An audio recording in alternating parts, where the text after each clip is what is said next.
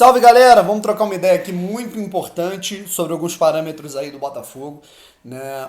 Sobre o que fazer, né, agora, o que a gente vai ter que encarar até que a gente possa comemorar de vez e a parada, né, surja, né, de fato, na prática.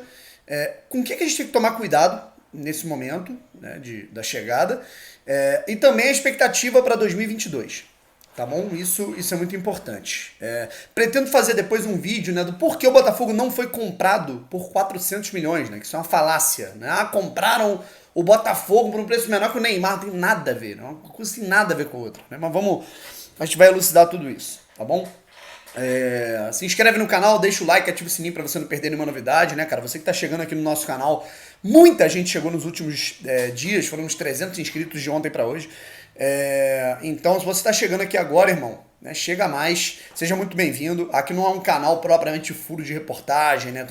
Tu não vai ver aqui o Brownie sendo um cara afobado pra dar notícia em primeira mão. Aqui é um canal, mano, de resenha, de filtro de informações do Botafogo, né, de tentar analisar, né, com debate, com tentativa de coerência, todos os acontecimentos do clube e levar uma resenha boa, né, cara, uma crônica, uma opinião boa pra vocês, pra gente trocar ideia. Fechou? Esse é o intuito do canal, com de 2 a 3 conteúdos diários aqui e vão pra cima.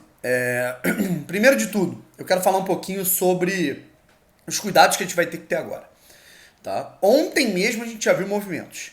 Eu tô falando aqui no dia 25, inclusive, né? Falta de educação minha. Feliz Natal a todos vocês, né? Uma linda festa familiar aí pra todos e muita saúde e prosperidade, beleza?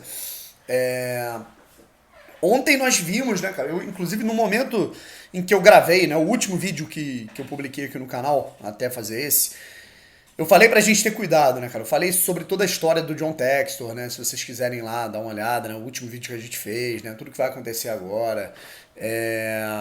Vamos pra cima, cara. Eu falei sobre os cuidados que a gente vai ter que ter agora depois da comparação, né, feita. Para quem não viu, né, o André Rizek falando no Seleção Sport TV, ele fez uma metáfora, né, cara? Fez ali uma comparação boba, né, para tentar colocar na cabeça das pessoas o que estava acontecendo com o Botafogo. Ele associou o Botafogo a uma família que estava tentando vender o seu apartamento e pessoas que estavam tentando endurecer na queda, não queriam largar o osso, como a tia do apartamento, aquela tia que é muito apegada ao apartamento. E eu ainda fiz o adendo, né, cara? Além das tias, muito cuidado com seus sobrinhos, né? Que essa tia, ela tem sobrinhos também muito perigosos, né? Basicamente, o que ele fala, né, cara? Pessoas que querem continuar com o Botafogo como seu brinquedinho, né? E se quiserem um processo de um Botafogo mais forte, eles querem tomar o poder e eles querem, né, eles querem ficar conhecidos como os salvadores da pátria.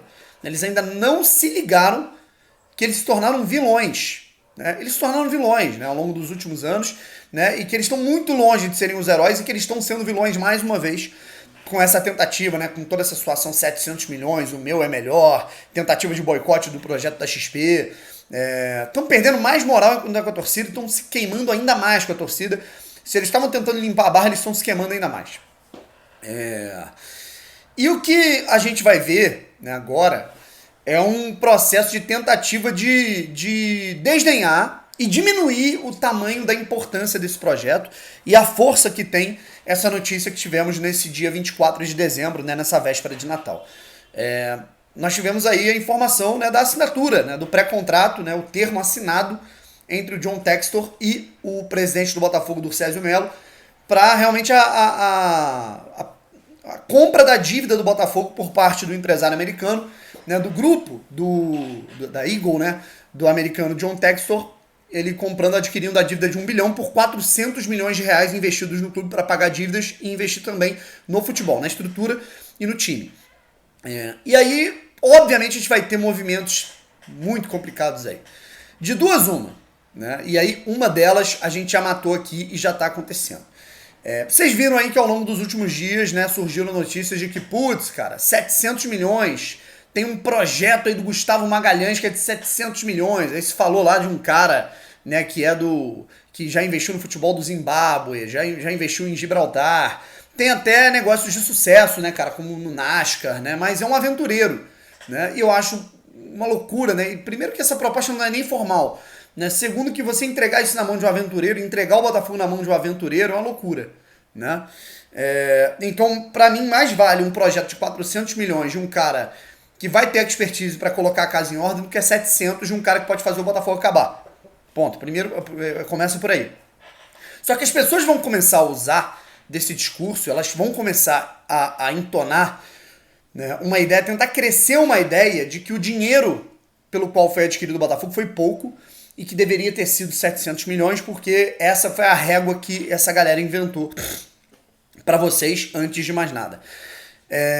E ontem nós já tivemos isso. O Rodrigo Maia, né, presidente, né, aliás, ex-presidente da Câmara dos Deputados, né, cara, deputado federal, falando, né, sobre a venda do Botafogo, né, falando que o Botafogo foi vendido de graça, que um clube não vale 400 milhões, que é uma Black Friday, né? Claro, e é óbvio que ele vai falar isso, né, afinal, Rodrigo Maia é, né, companheiro, vamos colocar assim, de Montenegro, Mufarrege, Carlos Eduardo Pereira, Ricardo Rotenberg. Então ele é companheiro de todos esses dinossauros do Botafogo que arruinaram o clube ao longo dos últimos anos. É óbvio que ele vai defender a mesma coisa que esses caras estão defendendo. E o que a gente tem que ficar atento é o seguinte, esse discurso está começando a ser entonado. Essas pessoas vão tentar passar a ideia pro torcedor ou pro público leigo de que o Botafogo ele foi extorquido, né? De que um cara, ele comprou de graça. E não tem nada a ver, certo? Esse cara não tá comprando o Botafogo por 400 milhões, ele tá comprando uma dívida de 1 bilhão que esses animais construíram, com todo respeito, por 400 milhões. E vai pagar a dívida inteira e ainda vai investir no futebol. Você me desculpa, tem saída melhor, tem outra alternativa? Não tem. E o que a gente vai ter também, né, é uma situação do contrato, a revisão do contrato, né, de que foi feito entre o John Textor e o Dorcésio Melo. Com certeza você vai ter uma coisinha ali ou outra, né? Você vai ter ali uma coisa que está diferente do combinado e tal, e aí você vai ter a nova revisão do Conselho Deliberativo.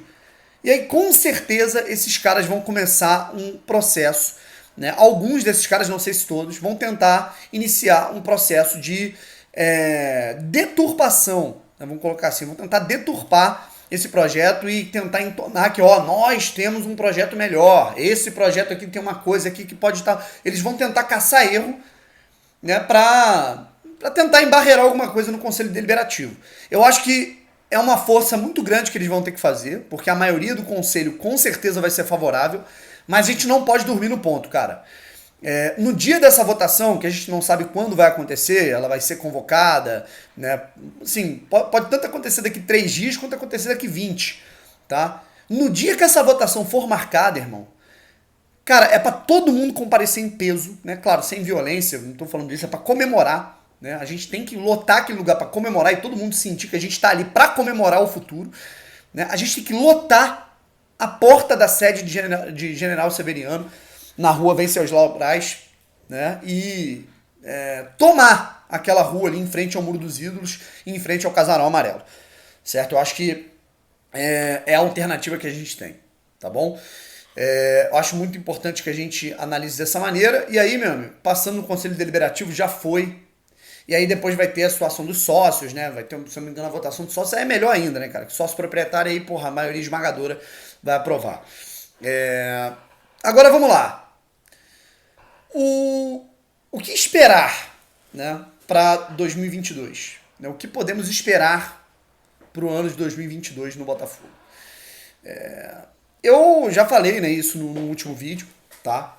Eu já falei pra gente tomar muito cuidado com as tias aí do apartamento. E agora, falando sobre, assim, concretizou. E aí? O que vai fazer?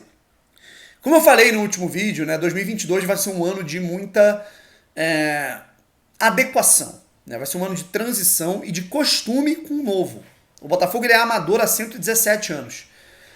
E de uma hora para outra o Botafogo vai virar totalmente profissional. Né? Vai passar por uma ruptura, vai passar por uma cirurgia. O Botafogo, todos nós passaremos por uma cirurgia muito forte, né? De costumes, né, cara? A gente vai ter que mudar nosso costume em relação ao Botafogo. Né? E é óbvio que isso vai entrar no campo. É óbvio que esse processo ele entra no campo, ele vai fazer as coisas se alterarem. né? Pelo menos essa mudança, né, cara, essa rusga é positiva. Imagine a rusga que a gente estava vendo agora, né, cara? Que sem contratação, sem reforço, sem renovação, sem dinheiro nenhum, os jogadores indo embora. Eu prefiro muito mais ter esse problema bom do que o problema ruim. E qual é o problema bom? Que a gente vai ter que se adequar ao novo. E como é que a gente se adequa ao novo, cara? Passando por ele, certo? Acho que a gente tem que montar um time, né, com esse aporte inicial que vai ser injetado pelo empresário americano, pelo grupo.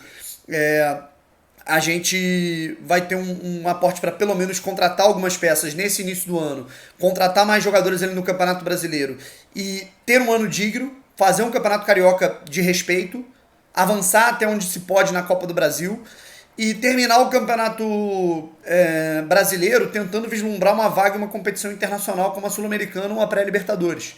Eu acho que esse tem que ser o planejamento. E sempre, ó, de olho na zona do rebaixamento, que é sempre muito importante. A gente sabe que hoje em dia, meu amigo, não tem mais essa, né? Ah, tenho dinheiro, não brigo mais para não cair. A gente, ó, o Grêmio, né, caindo. Então, sejamos muito cautelosos. Será um ano de muita mudança, gente, né? Então a gente vai ter que ter pés no chão e a gente tem que entender que a gente vai fazer parte desse processo todo. Gente, mais um vídeo daqui a pouco, tá? Esse não é o último. Eu quero falar num próximo vídeo sobre por que o Botafogo não foi vendido, né, por 400 milhões, que isso é uma falácia. Eu quero falar também sobre o e se der errado, né? Que muita gente está falando, e aí, e se isso der errado? A resposta é meio óbvia, mas eu quero fazer um vídeo sobre isso. Eu quero falar também sobre Canu, tá bom? Muito se fala sobre Canu aí, podendo vestir a camisa do Corinthians. Valeu? Mais tarde a gente fala. Fui!